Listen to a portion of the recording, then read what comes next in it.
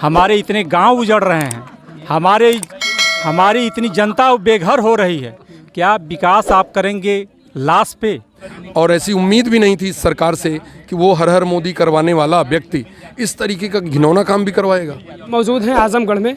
मैंने आपको बता दिया कि पहले से ही कि यहाँ पर मधुर में एयरपोर्ट है, पहले से हवाई पट्टी है, लेकिन उसका विस्तारीकरण होने के लिए सरकार ने आदेश दिया कि इसका विस्तारीकरण होगा।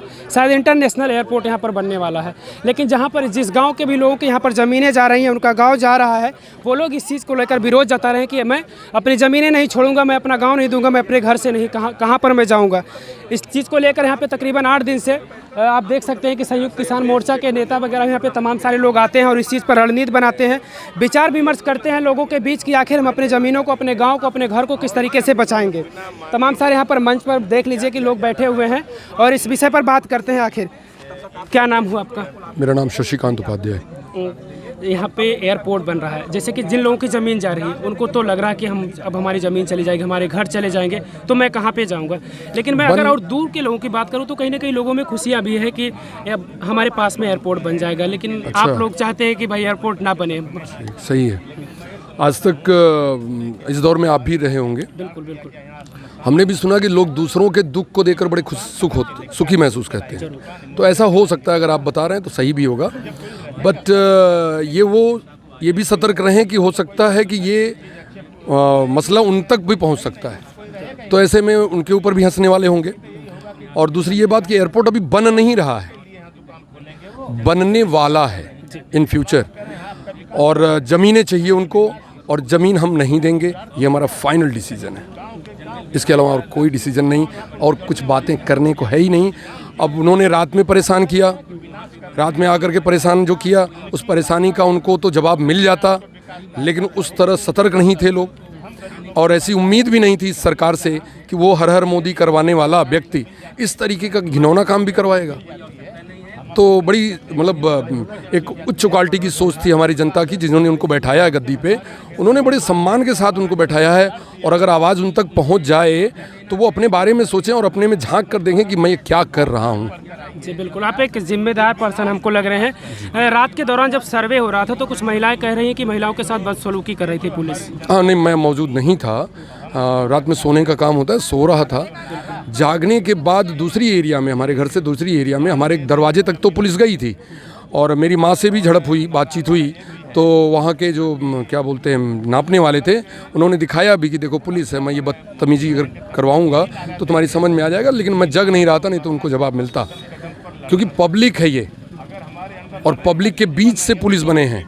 बिल्कुल जरूर। तो उनकी समझ में आ जाता कि ये पब्लिक कुछ भी कर सकती है। अगर प्रधानमंत्री पैदा कर सकती है, मुख्यमंत्री पैदा कर सकती है, तो उनको जवाब भी दे सकती है। और रात के अंधेरे में करने का सीधा सबब निकलता है कि वो धोखा करना चाह रहे हैं हमारे साथ। तो अगर करना होता तो दिन में आते, बात करते कि ऐसी सी बात है, हम ये प्रस्ताव रखते हैं, हम यहीं बैठते और यहीं बात कर लेते। बिल्कुल। क्या ये तरीका सही लग रहा है सरकार का? ये कौन सी नीति है कि रात में जमीनों को कब्जा करने के लिए सर्वे किया? अब ये तो आप अगर हमसे इंटरव्यू ले रहे हैं तो ठीक है, ये माननीय मोदी जी तक जाएं आप और उनसे इंटरव्यू लें कि क्या ये आप सही करवा रहे हैं। बिल्कुल, मुझे तो नहीं लगता कि शायद मोदी जी भी कभी इंटरव्यू दिए होंगे, मुझे तो आज तक नहीं पता।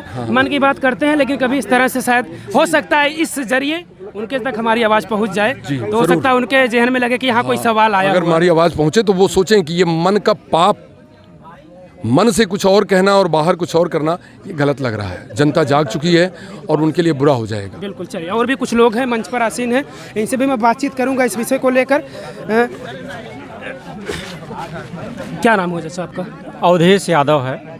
जिस तरीके से अभी बता रहे थे कि भाई साहब की भाई हम अपने ज़मीन को ये डिसीजन ले लिए हैं कि अब छोड़ेंगे नहीं, हमने डिसाइड कर लिया है। क्या लगता है आपको सरकार आपके आगे झुक जाएगी? बिल्कुल झुक जाएगी। हमारे इस पूर्वांचल की जनता झुका के छोड़ेगी योगी जी को, मोदी जी को, क्योंकि उनकी नीतियां हैं जन विरोधी नीतियां हैं। हमारे इतने गांव उजड़ रहे हैं, हमारी इतनी जनता बेघर हो रही है। क्या विकास आप करेंगे लाश पे? हम पूछना चाहते हैं मोदी जी से, हम पूछना चाहते हैं योगी जी से, क्या आप अपनी जनता की, जो जनता आपको वोट दे के आपकी सरकार बनाई, आपको सत्ता में लाई, आप उनकी लाश पे विकास दिखाना चाहते हैं? कभी भी जनता अपनी लाश पे से गुजर जाएगी, अपनी लाश पे रह जाए, लेकिन अपनी ज़मीन नहीं देगी जी और अपने ज़मीर के साथ कोई समझौता नहीं करेगी। मतलब आप लोगों ने डिसीजन ले लिया है पूरे तरीके से। भैया जी क्या नाम हुआ आपका? राजीव यादव। क्या फिर अब लोगों ने तो अब बातचीत से तो यही लग रहा है कि अब लोगों ने डिसीजन ले लिया है, क्योंकि आप लोग शायद 7-8 दिन से यहाँ पर इस विषय पर चर्चा कर रहे हैं कि भाई हम अपनी ज़मीन को नहीं छोड़ेंगे। तो आपके हिसाब से क्या लगता है कि एयरपोर्ट को क्या किसी दूसरी जगह पर शिफ्ट किया जाना चाहिए, या फिर किस तरीके का क्या राय है आपकी? देखिए, एक तो आपने सबसे बात किया, चूँकि सभा भी चल रही है और चूँकि सभा को हम लोग को चलाना है, तो एक बात साफ तौर पर है कि भूमि अधिग्रहण का जो कानून है उसके जो कानून के खिलाफ सरकार जाके काम कर रही है। आपने कभी भी इनसे पूछा कि आपको एयरपोर्ट की आवश्यकता है? आपने कभी पूछा कि हमको एयरपोर्ट बनाना है, हमको ज़मीन आपसे लेनी है? जब तक 80% गाँव के लोग सहमत नहीं हैं, तब तक कोई गांव से आप ज़मीन नहीं ले सकते हैं। तो आपने इससे कभी पूछा, कोई बात किया?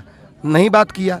बिना बात किए आप सर्वे करने आ रहे हैं, ये गैर कानूनी है और गैर कानूनी काम सरकार कर रही है और जनता कानून को बचाने के लिए यहाँ पर बैठी है 9 दिन से। हम डेमोक्रेसी को बचाने वाले लोग हैं।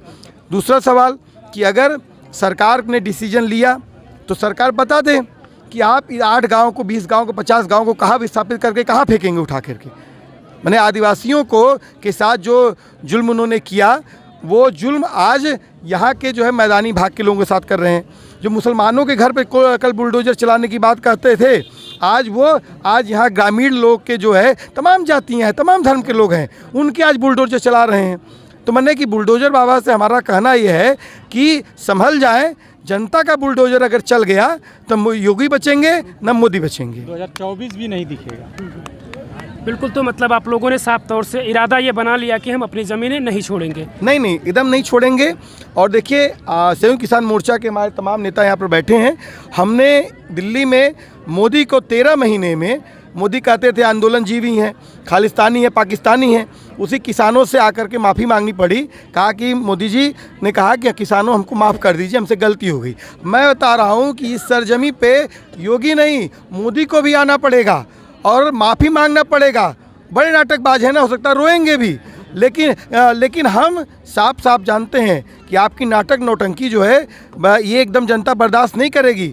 हमारी लाश पे आप विकास को नहीं पैदा कर सकते हैं। हमारे समाज में एक नाम है विभीषण का, जो है ना, लोग नाम नहीं रखते हैं। उसी तरह से आने वाले दौर में ना लोग अपने बच्चों का नाम विकास नहीं रखेंगे। इतना खतरनाक शब्द हो गया है ये। अच्छा, क्या लगता है आप सरकार को झुका पाएंगे आप लोग? सरकार तो हर समय जनता झुकी है, जनता के सामने झुकी है। अंग्रेजों को यहीं के लोगों ने झुकाया है। पहले लड़े थे गोरों से, अब लड़ेंगे चोरों से। पहले लड़े थे गोरों से, अब भी लड़ेंगे चोरों से। लड़ेंगे, चलिए, बिल्कुल। यहाँ पे मुझे लगता है कि सबसे बुजुर्ग हैं दादाजी, इनसे मैं कुछ बातचीत करूँगा। दादाजी, ये बोलिए, हम ना बोल पाए। जमीन दे देंगे आप अपनी सरकार को? नहीं, जमीन नहीं देंगे। हैं? नहीं देंगे। एयरपोर्ट नहीं चाहिए, एयरपोर्ट नहीं चाहिए? ना, हमको नहीं चाहिए। नहीं चाहिए। दादा बताइए, क्या नाम हुआ आपका? रामनयन यादव। क्या चाहते हैं आप लोग, ना बने यहाँ पर एयरपोर्ट? हम तो कहते हैं कि भाई सरकार से मांग कर रहे हैं कि ये जो एयरपोर्ट का उन्होंने नारा दिया, इसको वापस कर लें। हमको एयरपोर्ट नहीं चाहिए। हमारा बताइए, यहीं पर 100 kilometre Banaras international airport, 100 kilometre पर कुशीनगर इंटरनेशनल एयरपोर्ट, 3.5 घंटा का रास्ता लखनऊ इंटरनेशनल एयरपोर्ट। इंटरनेशनल एयरपोर्टों को बनाना ही उनका एक लक्ष्य है, यही एक विकास उनका है। बाकी विकास उनके पास सही नहीं, उनके पास और कोई मुद्दा ही नहीं है। तो ये गरीबों को उजाड़ कर, ये लगभग 20 गांव यहाँ पर आते हैं दायरे में, इनको उजाड़ कर वो कौन सा विकास करना चाहते हैं? इंटरनेशनल एयरपोर्ट आएगा तो विकास हो जाएगा, और इन गाँवों को उजाड़ करके क्या करेंगे? इसको क्या कहेंगे? वो जो गाँव को उजाड़ेंगे और जो लोग विस्थापित होंगे उनको वो क्या कहेंगे? बिल्कुल। अगर आप लोगों को लालच दे सरकार की, मुआवजा जैसे अभी कुछ, अगर उसने सोचा होगा कि मैं कुछ दूंगा, उसका डबल तिबल अगर देना चाहे मुआवजा, ज़्यादा आप लोगों को लालच दे, प्रलोभन दे कि मैं ज़्यादा अमाउंट दूंगा आपको, तब क्या माइंड में कुछ ऐसा लालच तो नहीं आएगा कि मैं ज़मीन छोड़ दूँ? हम ये चाहते हैं कि जैसी हमारी ज़मीन है ऐसी ज़मीन दें, और जैसे हमारे गांव बसे थे ऐसे हमारे गांव बसा दें। हमको उनका पैसा नहीं चाहिए। हमको सारी सुविधा, वहाँ स्कूल दे दें, वहाँ अस्पताल दे दें, वहाँ पर आने जाने का मार्ग दे दें, पीने का पानी दे दें, और हर व्यक्ति के सिर पर छत दे दें, हर व्यक्ति के लिए वहाँ पर खेत दे दें। वो अपना कमाएं खाएंगे, वो रुपया पैसा अपने पास रखें, उनसे हटेगा तब न जनता को देंगे।